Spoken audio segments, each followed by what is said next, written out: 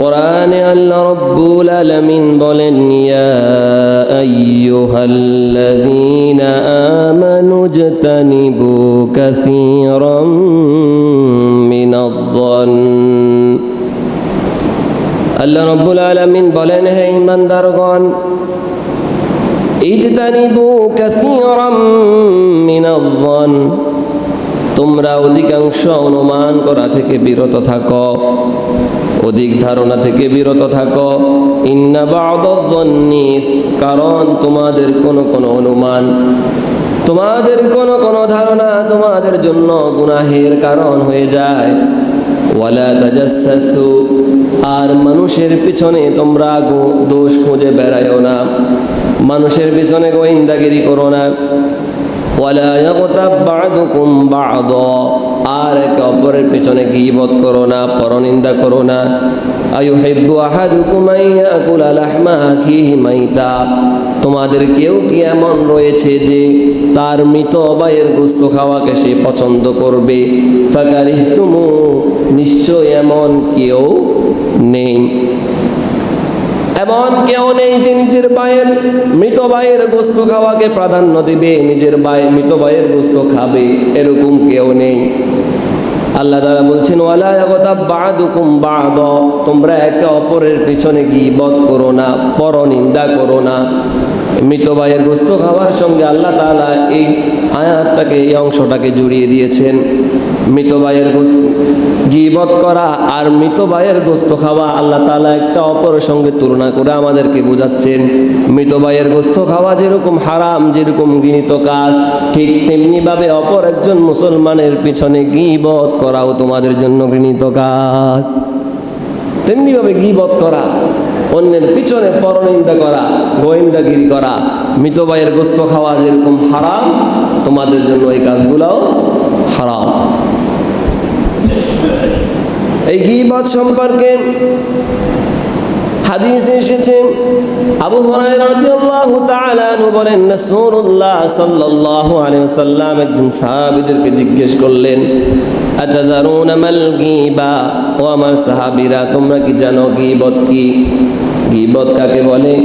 সাহাবীরা উত্তর দিলেন, এই ব্যাপারে আল্লাহ এবং আল্লাহর রাসূলই ভালো জানেন। আল্লাহ রাসূল সাল্লাল্লাহু আলাইহি সাল্লাম তখন বললেন, যিকরু আখাকা বিমা ইয়াকরাহু, গীবত হচ্ছে তোমার ভাইয়ের ব্যাপারে এমন কিছু বলা যা তোমার ভাই এই জিনিসটাকে অপছন্দ করে। সাহাবীরা এবার রাসূলকে জিজ্ঞেস করলেন, আফারাইতা ইন কানা ফি আখি মা কুল, ইয়া রাসূলুল্লাহ, আমি যে বিষয় আমার ভাইয়ের ব্যাপারে কথা বলবো, ওই দোষটা যদি তার ভিতর থাকে, এই ব্যাপারে আপনার মতামত কি? সাহাবী যখন রাসূলকে প্রশ্ন করলেন, আল্লাহ রাসূল বলেন, ইন কানা ফীহি মা তাকুলু ফাকাদ তাবতাহু ওয়া ইন লাম ইয়াকুন ফীহি ফাকাদ বাহাত্তাহু, তুমি তোমার ভাইয়ের পিছনে যে দোষ কুটিটা তার পিছনে বলতেছ, ওই দোষ যদি তার ভিতরে থাকে সেটা হলো গীবত, আর ওই দোষটা যদি তার ভিতরে না থাকে তাহলে তুমি তার ব্যাপারে যেটা দিচ্ছ সেটা হলো তহমত। গীবত করবেন, দোষটা যদি আপনি যার ব্যাপারে বলতেছেন, যার পিছনে পরনিন্দা করতেছেন, দোষটা যদি তার ভিতর থাকে সেটা হলো গীবত, আর তার ভিতর যদি দোষটা না থাকে সেটাও যদি আপনি বানিয়ে বলেন, সেটা হলো কি? তহমত দেয়া। একটার চাইতে একটা আরো বেশি খারাপ। এই জন্য কারো পিছনে কথা বলার ক্ষেত্রে আমার আপনার জবানকে হুঁশিয়ার করতে হবে। আমার ভাইয়েরা, এই গীবতটা এত জঘন্য জিনিস। আল্লাহ রাব্বুল আলামিন এই ঘৃণিত জিনিসের সঙ্গে তার মৃত ভাইয়ের গোশত খাওয়ার তুলনা দিয়েছেন। এই গীবত মানুষ করে তার জবান দিয়ে, তার জিহবা দিয়ে, তার মুখ দিয়ে। আর জাহান্নামে যাওয়ার জন্য যতগুলো কারণ রয়েছে, যে কারণগুলোর কারণে মানুষ সব চাইতে বেশি জাহান্নামে যাবে, সেগুলো হলো মানুষের জিহবা, মানুষের জবান। আল্লাহ রাসূল সাল্লাল্লাহু আলাইহি সাল্লাম বলেন, সাহাবী প্রশ্ন করলেন রাসূলকে, ক্বালা কুনতু ইয়া রাসূলাল্লাহ মান নাজা, ক্বালা আমসিক আলাইকা লিসানাকা ওয়া লিয়াসআকা বাইতুকা ওয়াবকি আলা খতিয়াতিক। উকবা ইবনে আমির রাদিয়াল্লাহু তাআলা আনহু বললেন, আমি একবার রাসূলুল্লাহ সাল্লাল্লাহু আলাইহি সাল্লামকে জিজ্ঞেস করলাম, আমি আল্লাহর রাসূল, মুক্তির উপায় কি, নাজাতের উপায় কি, কোন জিনিস করলে বিপদ থেকে আমরা বাঁচতে পারবো, নাজাত পাবো, কি করলে? রাসূলুল্লাহ সাল্লাল্লাহু আলাইহি সাল্লাম সাহাবীকে বললেন, তুমি তোমার জিহ্বাকে সংযত রাখো আর তোমার ঘরকে তোমার জন্য প্রশস্ত করো, অর্থাৎ অহেতুক কারণে ঘরের বাহিরে বেশি ঘোরাফেরা করবে না। আর তোমার পাপের জন্য আল্লাহ তাআলার কাছে তুমি ক্রন্দন করো, আল্লাহর কাছে তুমি কান্নাকাটি করো। সুবহানাল্লাহ। সাহাবী রাসূলকে জিজ্ঞেস করলেন, ইয়া রাসূলুল্লাহ, মান নাজাত, কোন জিনিসটা করলে আমরা নাজাত পাবো, নাজাতের পথ কি? রাসূল সর্বপ্রথম সাহাবীকে যে কথাটা বললেন সেটা হলো, তুমি তোমার জবান, তোমার জিহ্বাকে তুমি হেফাজত করো। আর ভাইয়েরা, রাসূলুল্লাহ সাল্লাল্লাহু আলাইহি সাল্লাম সাহাবীকে বললেন, তোমরা তোমাদের জিহ্বাকে হেফাজত করো, এই জিহ্বা হেফাজত করলে তোমরা নাজাত পাবা। নাজাতের উপায় কি? রাসূল সর্বপ্রথম এটা বলে দিয়েছেন, কারণ এই জিহ্বা তো মারাত্মক জিনিস। কেউ যদি চায় এই জিহ্বার মাধ্যমে দুজন মানুষের যদি ঝগড়া থাকে, এই জিহ্বার মাধ্যমে দুজন মানুষের ঝগড়াটাকে সে মিশিয়ে দিতে পারবে, নিমিষিত করে দিতে পারবে। দুইজন মানুষকে তার এই জিহ্বার মাধ্যমে সে একত্রিত করে দিতে পারবে। আবার পক্ষান্তরে কেউ যদি চায় দুইজন মানুষের মাঝে বিভেদ সৃষ্টি করে দেওয়ার জন্য, দুজন মানুষের মাঝে ঝগড়া লাগিয়ে দেওয়ার জন্য, তার এই জিহ্বা দ্বারা সে এই কাজটাও করতে পারবে। এই জিহ্বা দিয়ে আপনি ভালো কাজও করতে পারবেন, ভালো কথাও বলতে পারবেন, খারাপ কাজও করতে পারবেন, খারাপ কথাও বলতে পারবেন। এই জন্য লোকমান হাকিমের একটি ঘটনা শুনলে আপনারা বুঝতে পারবেন। লোকমান হাকিম ছিলেন একজন কৃতদাস। তার মালিক একদিন লোকমান হাকিমকে বললেন, ও লোকমান, সারা দেশের মানুষ তোমার গুণগান করে, তুমি নাকি অনেক প্রজ্ঞাবান, তুমি নাকি অনেক জ্ঞানী মানুষ। আজকে তোমাকে আমি তোমার জ্ঞানের পরীক্ষা নেব, আসলে তুমি কতটুকু জ্ঞানী। এবার তার মালিক তাকে কিছু টাকা দিল। দেওয়ার পর এমন লোকমানকে বলল, তুমি পৃথিবীর সবচাইতে দামি যেই জিনিস, গুরুত্বপূর্ণ যে জিনিস, বাজারে গিয়ে তুমি আমার সামনে আনবা, ক্রয় করে নিয়ে আসবা। লোকমান হাকিম তার মালিক টাকা দেওয়ার পর টাকা নিয়ে বাজারে চলে গিয়েছে। যাওয়ার পর লোকমান হাকিম গিয়েছে কসাইয়ের দোকানে। কসাইয়ের দোকানে গিয়ে বলে, আজকে তুমি যেই গরু কিংবা যেই ছাগল, যেই পশুটা জবাই করেছ, ওই পশুর যেই জিহ্বাটা আছে ওটা আমাকে দেবে। তোমার থেকে আমি ওই জিহ্বাটা ক্রয় করব। তার থেকে জিহ্বা ক্রয় করে আবার মালিকের কাছে গিয়েছে। মালিকের কাছে গিয়ে বলে, মালিক, আপনার জন্য আমি পৃথিবীর সব চাইতে দামি যেই জিনিস আপনার জন্য এটা নিয়ে এসেছি। প্যাকেট খুলে মালিক দেখে একটি ছাগলের জিহ্বা। মালিক তাকে তাৎক্ষণিক আর কোনো কিছুই বলে নাই। পরবর্তীতে আবার টাকা দিয়েছে। আবার টাকা নেওয়ার পর তাকে এবার বলল, পৃথিবীতে সব চাইতে নিকৃষ্ট যে জিনিস, ওই জিনিসটা তুমি আমার সামনে আনবা, ওই জিনিসটা তুমি আমার কাছে নিয়ে আসবা, ক্রয় করে আনবা। লোকমান হাকিম আবার বাজারে চলে গিয়েছে। যাওয়ার পর আবার সেই কসাইয়ের দোকানে গিয়ে বলে, আজকে তুমি যে পশু জবাই করেছ তার জিহ্বাটা তুমি আজকেও আমার কাছে বিক্রি করবা, ওই জিহ্বা আমি তোমার কাছ থেকে ক্রয় করব। আবার যখন জিহ্বা ক্রয় করে মালিকের কাছে গিয়েছে, মালিককে গিয়ে বলে, আপনার জন্য আমি পৃথিবীর সবচাইতে নিকৃষ্ট জিনিস যেটা, সেটা আপনার জন্য নিয়ে এসেছি। এবার মালিক খুলে দেখে আবার আগের মতো জিহ্বা। এবার লোকমান হাকিমকে বলল, তোমাকে আমি সবচাইতে দামি যে জিনিস সেটা যখন আনার জন্য বলেছি, তুমি তখনও নিয়ে এসেছো একটা জিহ্বা। আবার তোমাকে যখন সবচাইতে নিকৃষ্ট জিনিস নিয়ে আসার জন্য বলেছি, তাও তুমি আমার জন্য এনেছো একটা জিহ্বা। এবার তুমি কেন দুই দিক থেকে দুইবার কেন জিহ্বা এনেছো, এবার তুমি এটার ব্যাখ্যা করো। মালিক যখন তাকে ব্যাখ্যা করার জন্য বলল, লোকমান হাকিম এবারে বলে, প্রথমবার আপনার কাছে আমি এনেছি সবচাইতে দামি জিনিস একটা জিহবা, দ্বিতীয়বার আপনার কাছে এনেছি সবচাইতে নিকৃষ্ট জিনিস, তাও একটা জিহবা। এই দুটির মাঝখানে পার্থক্য হলো এই, মানুষ যদি চায় তার জিহবা দিয়ে সব সময় ভালো কাজ ভালো কথাগুলো বলতে পারবে, ভালো কাজের আঞ্জাম দিতে পারবে, ভালো কাজের সাপোর্ট দিতে পারবে, ভালো কথা বলতে পারবে, তার এই জিহবা দিয়ে কোরআন হাদিস বুঝিয়ে মানুষকে ইসলামের পথে নিয়ে আসতে পারবে, মানুষকে ইসলামের পথে ডাকতে পারবে। এই জিহবা দিয়ে ভালো ভালো কাজগুলো সে করতে পারবে, তাহলে তার জিহবা হলো সবচাইতে দামি জিহবা। আবার অপরদিকে মানুষ যদি চায় তার এই জিহবা দিয়ে খারাপ কাজের আঞ্জাম দিতে, খারাপ কথা বলতে, গালাগালি করতে, গীবত করতে, পরনিন্দা করতে, তাহলে মানুষ সেটাও করতে পারবে। সুতরাং পৃথিবীর দামি জিনিস যেটা সেটাও হলো জিহবা, আবার পৃথিবীর সবচাইতে নিকৃষ্ট জিনিস যেটা সেটার নাম হলো জিহবা। একই জিনিস, সেটাকে আপনি যদি দামি পথে ব্যবহার করতে চান সেটাও আপনি পারবেন, আবার ঠিক একই জিনিস আপনি যদি ভুল পথে পরিচালিত করতে চান সেটাও আপনি পারবেন।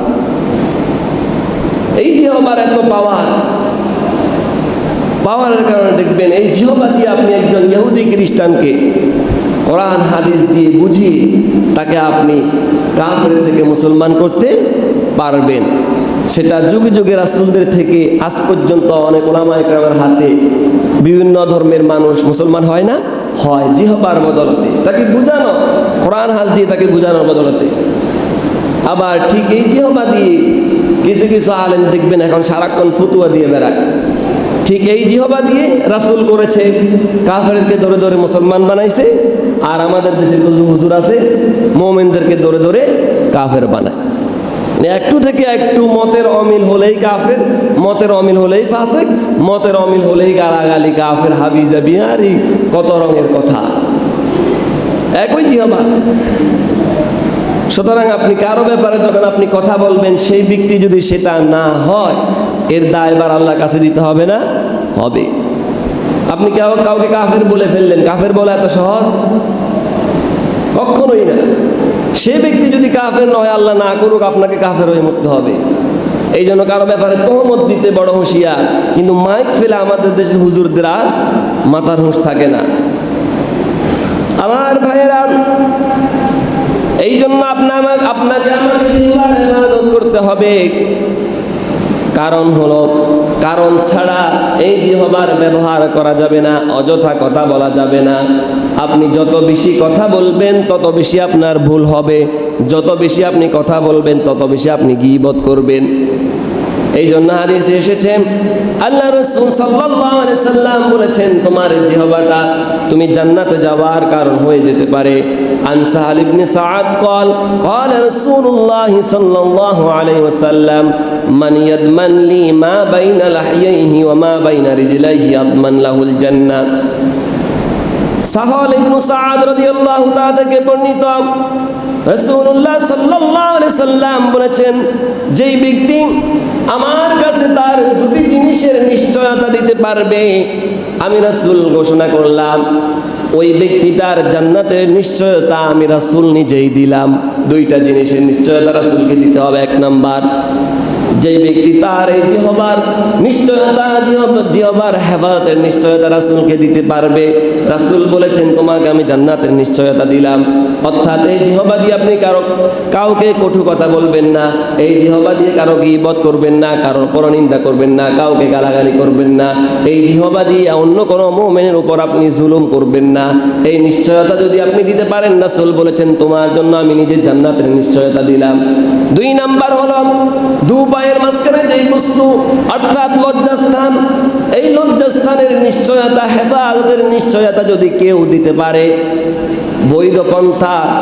বৈধ পন্থা ছাড়া অবৈধ পন্থায় যদি কেউ ব্যবহার না করে, এই নিশ্চয়তা যদি রাসূলকে দিতে পারে, রাসূল বলেছেন তোমার জন্য আমি জান্নাতের নিশ্চয়তা দিলাম। সুবহানাল্লাহ। আল্লাহ রাসূল বলেন দুটি জিনিস, তোমার লজ্জাস্থান এবং তোমার মুখমণ্ডল, তোমার জিহ্বা, এগুলোর নিশ্চয়তা যদি তুমি আমাকে দিতে পারো, আমি রাসূল নিশ্চয়তা দিচ্ছি তুমি জান্নাতে যাবে। সুবহানাল্লাহ। এই জন্য জিহ্বা দিয়ে হয়তো ভালো কথা বলতে হবে, নয়তো আপনাকে চুপ থাকতে হবে। রাসূলুল্লাহ সাল্লাল্লাহু আলাইহি সাল্লাম বলেছেন, আবু হুরায়রা হাদিস বর্ণনা করেন, আন আবি হুরায়রা রাদিয়াল্লাহু তাআলা আন্না রাসূলুল্লাহ সাল্লাল্লাহু আলাইহি সাল্লাম قال من كان يؤمن بالله واليوم الآخر فليقل خيرا أو ليصمت। হযরত আবু হুরায়রা রাদিয়াল্লাহু তাআলা বলেন, রাসূলুল্লাহ সাল্লাল্লাহু আলাইহি সাল্লাম বলেছেন, যে ব্যক্তি আল্লাহ ও আখিরাতের উপর ঈমান রাখে সে যেন সব সময় ভালো কথা বলে, আর সে যদি ভালো কথা বলতে না পারে তার কথা বলার প্রয়োজন নাই। ভালো কথা বলতে যদি না পারে সে যেন অন্ততপক্ষে চুপ থাকে। সুবহানাল্লাহ। রাসূল বলছেন, যে ব্যক্তি আল্লাহ ও আখিরাতের উপর বিশ্বাস রাখে, বিশ্বাস করে, অন্ততপক্ষে সে যেন ভালো কথা বলে। যদি ভালো কথা সে বলতে না পারে সে যেন চুপ থাকে, কথা বলার কোনো প্রয়োজন নাই। কারণ এই জিহ্বা দিয়ে আপনি কি কথা বলতেছেন তার হিসাব আল্লাহ তাআলার কাছে আপনাকে আমাকে দেয়া লাগবে। قال معاذ قلت يا نبي الله وإنا لمؤاخذون بما نتكلم به فقال ثقلتك أمك يا معاذ وهل يكب الناس في النار على وجوههم أو على مناخرهم إلى حصائد ألسنتهم। মুআজ রাদিয়াল্লাহু তাআলা আনহু একবার রাসূলকে জিজ্ঞেস করলেন, ইয়া রাসূলুল্লাহ, আমরা যে মুখ দিয়ে কথা বলি এই কথা বলার হিসাবটাও কি আল্লাহ তাআলার কাছে দেয়া লাগবে? মুআজ যখন রাসূলকে প্রশ্নটা করলেন, রাসূলুল্লাহ সাল্লাল্লাহু আলাইহি সাল্লাম বললেন, ও মুআজ শোনো, তুমি তোমার এই জবান ব্যবহার করে, এই জিহ্বাটা ব্যবহার করে তুমি মানুষকে যদি গালাগালি করো, মানুষের পিছনে যদি গীবত করে বেড়াও, পরনিন্দা করে বেড়াও, তোমার এই কথাগুলো তোমাকে জাহান্নামে উপর করে নিক্ষেপ করতে বাধ্য হবে। নাউযুবিল্লাহ।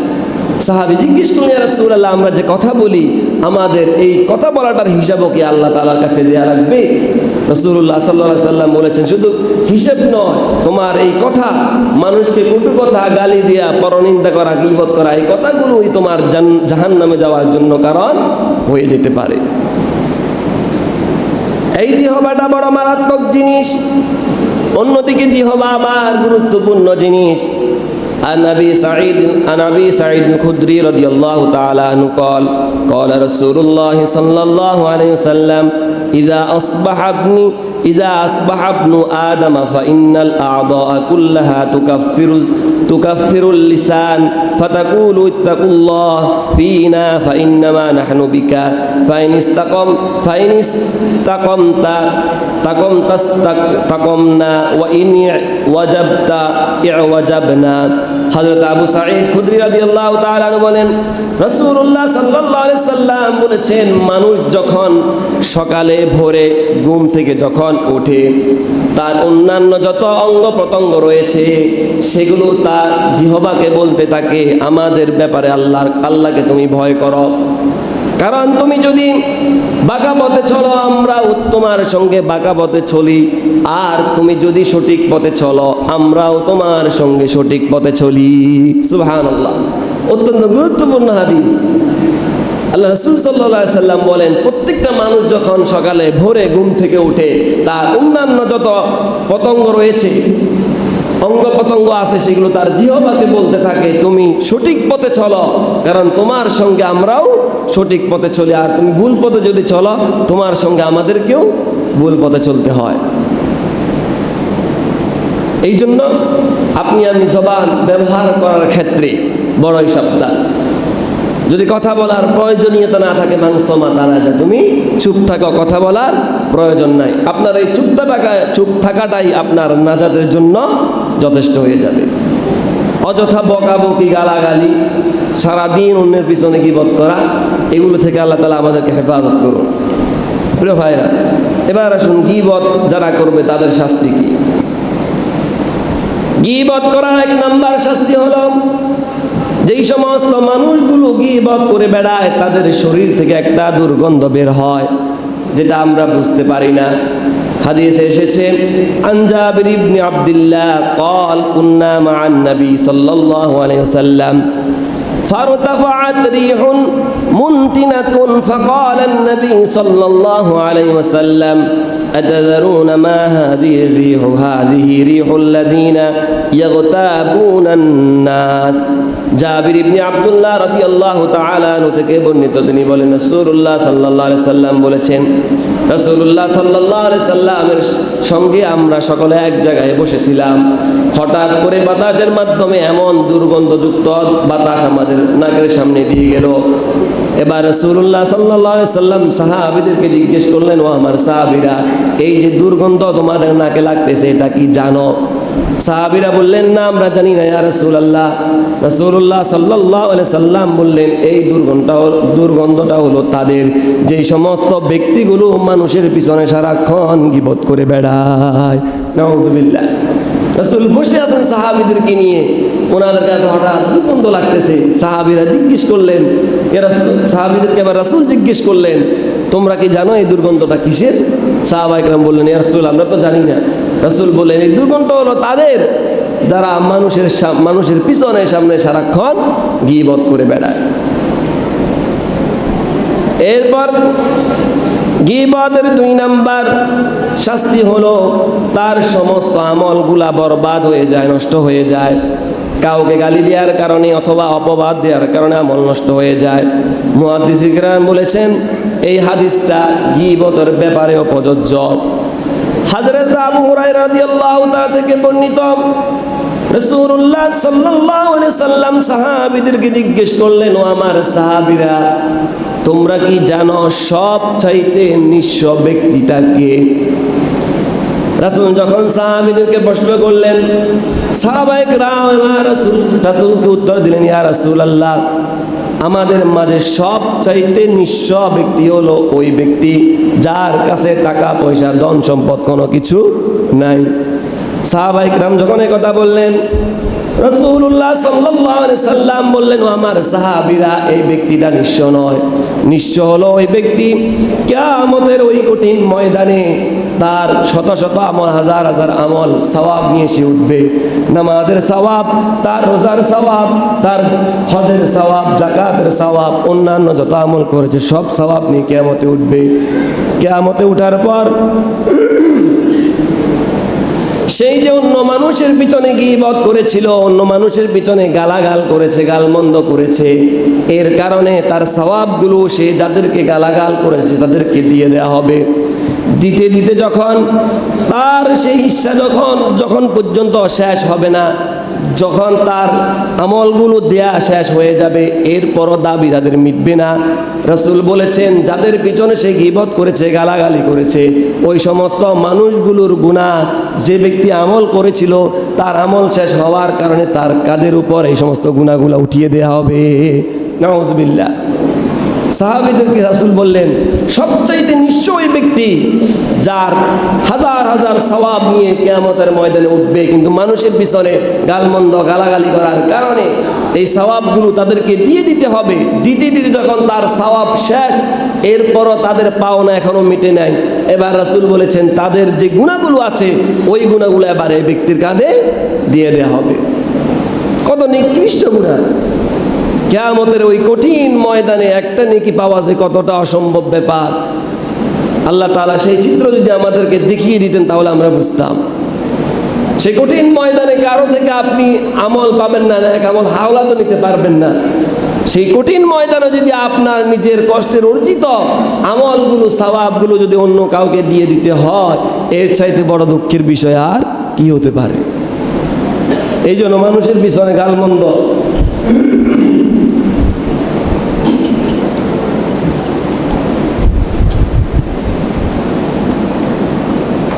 এই জন্য মানুষের পিছনে গালমন্দ গালাগালি গীবত পরচর্চা এগুলো আমাদেরকে বাদ দিতে হবে আমল তো এমনিতেই আমাদের নাই যেটুকু আছে এটুকু যদি সেদিন অন্যকে দিয়ে দেয়া লাগে তাহলে তো আর কিছু করার থাকবে না ওই কঠিন ময়দানে এটা হলো গীবতের 2 নাম্বার শাস্তি আপনি আমি এমন কোনো মানুষ নাই যে আসলে গীবত করে না আমি বলি আর আপনারা বলেন এমন কোনো মানুষ নেই হাঁটতে চলতে বসতে দোকানে মসজিদে কোনো জায়গা বাদ নাই যে মানুষ গীবত করে না আমি বলি আর আপনারা বলেন যে বুজুর্গ হয়ে বলেন। এই যে একটু আগে বললাম এক হুজুর মাইক ফাইলে আরেক হুজুরের পিছনে একবার ফাটাই ফেলতেছে যে সে আল্লাহর ওলি, সে ইসলাম বুঝছে, আর কেউ মনে হয় ইসলামের কোনাকাটাও বুঝে না।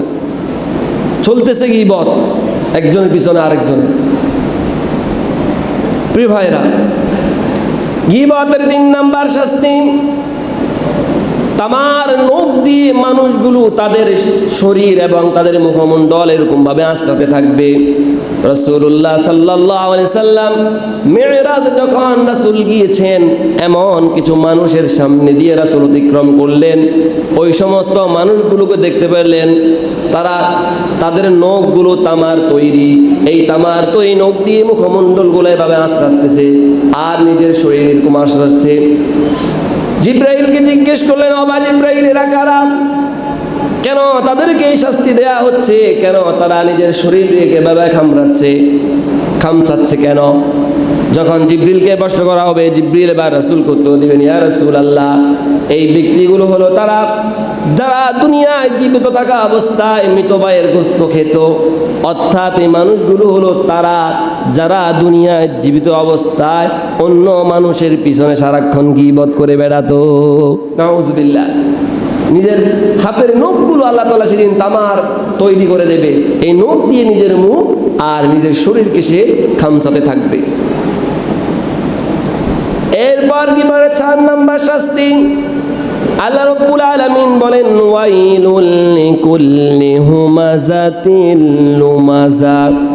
দুর্ভোগ, আল্লাহ রাব্বুল আলামিন নিজেই তাদের ধ্বংস কামনা করে বলতেছেন, ধ্বংস বা দুর্ভোগ সেই ব্যক্তির জন্য যেই ব্যক্তি মানুষের পিছনে নিন্দা করে বেড়ায়, গীবত করে বেড়ায়, অথবা তার সামনে তাকে উপহাস করে বেড়ায়। নাউযুবিল্লাহ। আল্লাহ তাআলা নিজেই গীবতকারী, অন্যকে উপহাসকারীর ব্যাপারে তিনি নিজেই বলতেছেন, ধ্বংস তাদের জন্য, ওয়াইলুল লিকুল্লি হুমাযাতিন, ধ্বংস তোমাদের জন্য যারা অন্যের পিছনে গীবত করে বেড়ায়, অন্যের পিছনে পরনিন্দা, গালাগাল, গালমন্দ এগুলো করে বেড়ায়। প্রিয় ভাইরা, এই যে গীবত, এর বড় মারাত্মক গুনাহ। যদি আমি আপনাদেরকে দেখাইতে পারতাম তাহলে আপনারা বুঝতে পারতেন। হয়তো এমনি আমরা বলতেছি যে হুজুরা সারাক্ষণই বলে, এরকমই মনে করবো অনেকে, কিন্তু এটা যে কত বড় মারাত্মক গুনাহ। আপনার এই গুনার কারণে যে কত মানুষের, এই গীবতের কারণে, গালাগালের কারণে কত মানুষ, ফেস লাগানোর কারণে যে কত মানুষের জীবন চলে যাচ্ছে, বিনাশ হয়ে যায়, এটার কোনো হিসাব নাই। কত মানুষের সংসার ভেঙে যাচ্ছে এই গীবতের কারণে, এই ফেস লাগানোর কারণে। এটা সবচাইতে বেশি মহিলাদের কাছে, একবারে সবচাইতে বেশি। পুরুষদেরও আছে, কম না, কিন্তু মহিলাদের কাছে এই অভ্যাসটা বেশি। 2-4 জন একসাথে হইলেই শুরু, সবার শুরুতে শুরু করবে স্বামীর দিয়া, আছে না? মহিলারা গীবত করবে সর্বপ্রথম কারে নিয়া? স্বামীর নিয়া, যে আমার জামাই করছে, সে করছে, আমার এই দেয় না, সে দেয় না। আরেকজন আরেকটা মারবে, কেউ কিনছে 10,000 টাকা দিয়ে শাড়ি, কেউ কিনছে 2,000 টাকা দিয়ে শাড়ি, এবার লাগছে বেজাল। ওই লোকে তারপরে 10,000 টাকা শাড়ি নিয়ে দিচ্ছে, তুমি আমার দিচ্ছে 2,000 টাকা দিয়ে। এটা হয়? মহিলাদের কারণে অধিকাংশ স্বামীরা হারাম খেতে সবচাইতে বেশি চাপে পড়ে। হারাম তাদেরকে খেতেই হয়, কারণ চাপে পড়ে যে সংসার সামলানো যায় না, কষ্ট করবে, হালাল পথে খাবে, সেটা সে রাজি না। কারণ অন্য সংসার দেখতেছে যে অনেক উপরের দিকে উঠে যাচ্ছে, এখন সে চিন্তা করতেছে তুমিও চাকরি করো একইটা, সেও চাকরি করো একইটা, একই চাকরি করে সে এত টাকার মালিক, আর তুমি এখনো ফকির, আমার ঠিকভাবে একটা কাপড়ও দিতে পারো না। এই যে একটা মানসিক যন্ত্রণা, যার কারণে পুরুষরা অধিকাংশ ক্ষেত্রে হারাম খেতে বাধ্য হয়। প্রিয় ভাইরা, গীবত আমাদেরকে ছাড়তে হবে, পরনিন্দা আমাদেরকে ছাড়তে হবে, পরচর্চা আমাদেরকে ছাড়তে হবে। উত্তম হলো সেই ব্যক্তি যে ব্যক্তি নিজের আত্মসমালোচনা করে। হাদিসে আত্মসমালোচনা করার জন্য বলা হয়েছে, অন্যের সমালোচনা নয়। আমি আজকের দিনে কতটুকু কি আমল করতে পেরেছি, আমার আজকের দিনটা আমি ইসলামের উপর কতটুকু কাটাতে পেরেছি, আমার আত্মসমালোচনা আমাকেই করার প্রয়োজন। অন্যজন কি করছে না করছে তার সমালোচনা করার কোনো প্রয়োজন নাই। প্রিয় ভাইরা, গীবত হারাম, আবার গীবত জায়েজও। 6 অবস্থায় আপনি গীবত করতে পারবেন, খেয়াল করে শুনেন। 1 নাম্বার হলো আত-তাযাল্লুম, জুলুমের প্রতিকার চাওয়া। অর্থাৎ মাজলুম ব্যক্তি, বিচারক বা ক্ষমতা সম্পন্ন ব্যক্তির কাছে জালিমের বিরুদ্ধে তার উপর অত্যাচার যে হয়েছে সেটা সে তার বিচারকের কাছে বলতে পারবে। অর্থাৎ আপনি যদি জুলুমের শিকার হন, এখন আপনি এই জুলুম থেকে যদি প্রতিকার চান, তাহলে সেগুলো বিচারককে বলতেই হবে। এই অবস্থায় গীবত করা জায়েজ। 2 নাম্বার, সেটা হলো কোনো ব্যক্তির গুনাহ বা অন্যায় বন্ধ করার জন্য সক্ষম ব্যক্তির কাছে বিষয়টি তুলে ধরা। অর্থাৎ এমন একজন ব্যক্তি, সে এমন গুনাহ করতেছে, তার এই গুনাহ বা তাকে বোঝানোর ব্যাপারে যদি কাউকে ধরা যায় যে এই লোকটা বুঝালে সে বুঝবে, তাহলে ওই রকম ব্যক্তির কাছে তার নামে গীবত করা জায়েজ। অর্থাৎ তাকে কি ভালো পথে ফিরিয়ে আনার জন্য। 3 নাম্বার হলো আল ইস্তিফা। সেটা হলো ইস্তিফতা, ফতুয়া বা শারঈ সমাধানের জন্য। আমাদের এত এলেম কালাম নাই যে আমরা কিছু একটা হলেই ফতুয়া দিতে পারবো, বুঝে ফেলতে পারবো। তো এই জন্য ফতুয়া যদি নিতে হয়, তার কাছে তো আপনি গিয়ে এগুলো বিস্তারিত বলতে হবে। ওই ক্ষেত্রে কি হয়েছে না হয়েছে সব কিছু বলা, গীবত করা তখন কি জায়েজ। 4 নাম্বার হলো তাহযীরুল মুসলিমিন মিনাশ শারঈ নাসিহাতুহুমা। মুসলমানকে ক্ষতি থেকে, সতর্ক থেকে, কল্যাণকামিতা, এই সমস্ত বিষয়ে সতর্ক করা, গীবত করা জায়েজ। যেমন ধরুন বিয়ে, এখন অন্য এলাকা থেকে আপনার এলাকায় একটা ছেলেকে দেখতে আসছে, কারণ আপনাকে জিজ্ঞেস করলো যে এই ছেলেটা আসলে কেমন, মদ খায় কিনা, গাঁজা খায় কিনা, নামাজ কালমা পড়ে কিনা, কোনো অপকর্মের সাথে জড়িত আছে কিনা। এখন আপনি চিন্তা করছেন এর ব্যাপারে, এ তো এগুলা করে, এখন আপনি যদি ভাবেন যে এর ব্যাপারে এগুলো করলে তো আমার গীবত হবে, তো আপনি তাকে বললেন যে এই ছেলেটা খুব ভালো, ভদ্র, নেশা করে না, 5 ওয়াক্ত নামাজ পড়ে, একবার আল্লাহর ওলি। তো বিয়ে হইলো, বিয়ের পর দেখতেছে কি তার যে গুণাবলী ছিল, খারাপ গুণাবলী, সেগুলো বিদ্যমান আছে। এখন আপনার জিগায় তো সে বিপদে পড়ছে, তা আপনি তার খারাপ গুণগুলো আপনি তাকে বলেন নাই যে এই লোকটার কাছে এই সমস্যা আছে, আপনি তার আরও গুণগান করছেন। তো সংসার, বিয়ে যে হয়েছে, এই সংসার আর বেশি দিন টিকবে? কথা বলে না, টিকবে না। যখন কোনো একজন ব্যক্তি অন্ধ, অথবা পায়ে কোনো সমস্যা, অথবা ব্রেনের সমস্যা, আপনি আপনার কাছে খোঁজ নিতে আসলো, আপনি বললেন যে সে খুব ভালো, ব্রেনও খুব প্রখর, মেধাবী, ভালো মানুষ, তাদের বিয়ে হয়ে গেল। এখন আপনি তো জানেন তার মাথা সমস্যা আছে, পাগলাটে স্বভাবে আছে, এই ক্ষেত্রে আপনাকে গীবত করতেই হবে, আপনাকে সেগুলো বলতেই হবে। যদি বিবাহের ক্ষেত্রে যদি কেউ আসে, আপনাকে যদি জিজ্ঞেস করে এই ছেলের সমস্যা আছে কিনা, আপনাকে তার সমস্যাগুলো তুলে ধরতেই হবে। তাহলে 5 নাম্বার হলো প্রকাশ্যে পাপাচারী বা বিদআত প্রচারকারী যারা, তাদের ব্যাপারে প্রকাশ্যে আপনাকে সতর্কতা মানুষকে দিতে হবে, বলতে হবে যে তার এই কাজটা ভুল, মানুষকে সতর্ক করতে হবে। আর 6 নাম্বার হলো তারিফ, পরিচয়ের উদ্দেশ্যে উল্লেখ করা। অর্থাৎ কোনো একজন ব্যক্তি আপনার এখানে আসছে, অমুক লোককে সে খুঁজতেছে, আপনি তাকে চিনতেছেন না। এখন তার যদি একটা সমস্যা থাকে, কোনো পঙ্গুত্ব থাকে, অর্থাৎ শারীরিক যদি কোনো সমস্যা থাকে, যে ওই যে কানা লোক, ওই রকম কানা লোকটা কিনা, অথবা ওই যে ল্যাংড়া লোকটা কিনা, অথবা বোবা লোকটা কিনা, ওই ক্ষেত্রে আপনি কি তার এই দোষগুলা বলতে পারবেন, এটা গীবত হবে না। কেউ একজন আসছে আপনার ব্যাপারে জিজ্ঞেস করতেছে, অমুক লোকটা, আপনার নাম গ্রাম সব কিছু বলতেছে, কিন্তু আমাদের তো একটা স্থায়ী সমস্যা হচ্ছে, মানুষের আসল নাম যেটা, এটা দিয়ে মানুষকে চেনা যায় না। মানে স্থায়ী সমস্যা যেগুলা, নাম হলো একটা, তার উপনাম হলো আরেকটা। ওই দিনে ফজরের সময় উনি এবারে কি মিয়া না, ওনার নাম বলতেছিল, তো পুরো নাম বলছে, উনি চিনে নেই, তো মিয়া বললে তো চিনি, এরকম আর কি। তো কেউ যদি না চিনে, তার শারীরিক যদি কোনো সমস্যা থাকে, সেগুলো দিয়ে আপনি তার পরিচয়টা খুঁজে নিতে পারবেন। তো সুতরাং আমাদেরকে গীবত, পরচর্চা, পরনিন্দা, এগুলা একবারে মারাত্মকভাবে আমাদেরকে ছাড়তে হবে। এমন কোনো ব্যক্তি নাই যে এগুলোর সাথে জড়িত না, কম বেশ আপনি আমি সকলে এগুলোর সাথে জড়িত। এত মারাত্মক একটা গুণ আমরা জানার পরও ছাড়তে পারি না। অনেকে এমনি নিজের ইচ্ছাকৃত না, অনিচ্ছাকৃতই আমরা অনেক গীবত করে ফেলি। আল্লাহ তাআলা আমাদের এই গীবতের মতো জঘন্য গুনাহ থেকে আমাদেরকে হেফাজত করুন। সর্বনা আমিন। হাযা মা ইনদি ওয়াল ইলমু ইনদাল্লাহ আলাইহি তাওয়াক্কালতু ওয়া ইলাইহি উনীব। আসসালামু আলাইকুম ওয়া রাহমাতুল্লাহি ওয়া বারাকাতুহু।